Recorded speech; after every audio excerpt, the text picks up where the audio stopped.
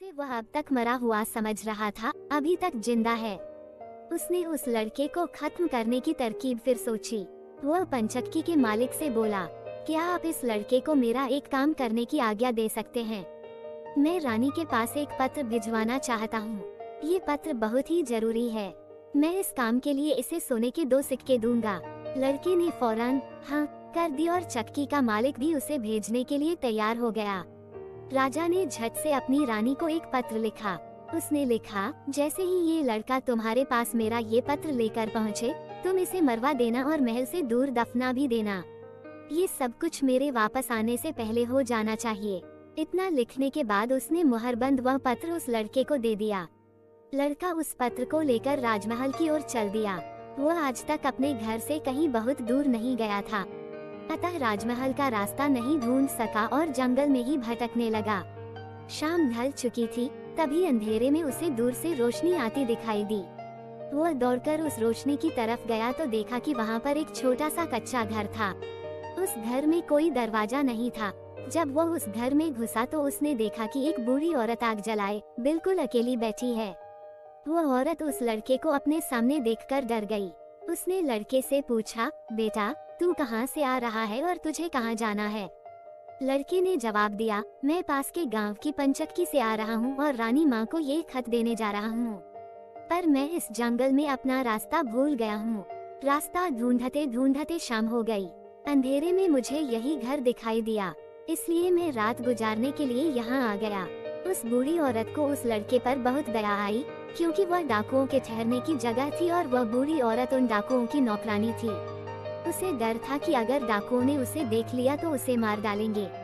लड़के को ये जानकर पहले तो कुछ डर लगा कि वो डाकुओं के घर में घुस गया है, पर अंधेरे में कहीं और जाना भी आसान काम नहीं था और दिन भर चलते रहने के कारण वह बहुत थक चुका था, सो उसे बहुत जोरों की नींद आ रही थी।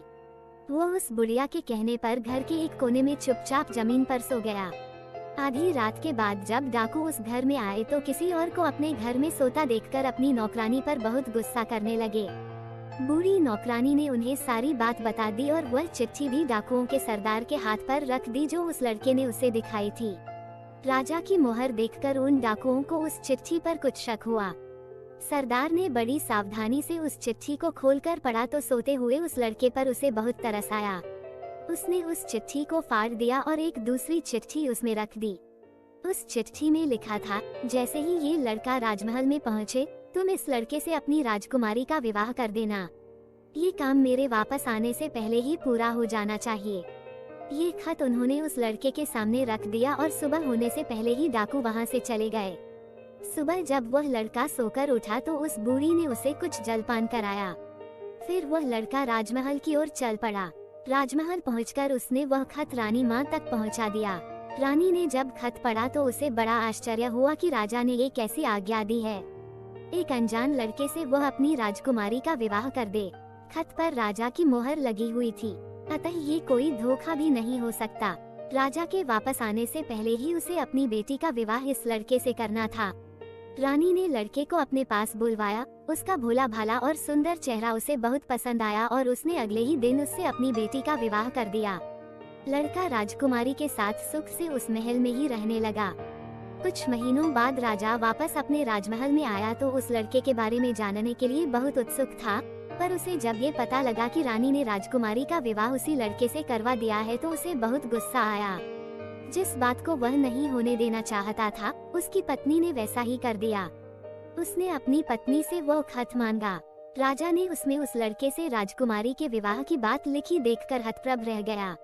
उसे लड़के पर शक हुआ कि वो पढ़ा लिखा है, जरूर रास्ते में खत बदल दिया होगा। उसने लड़के को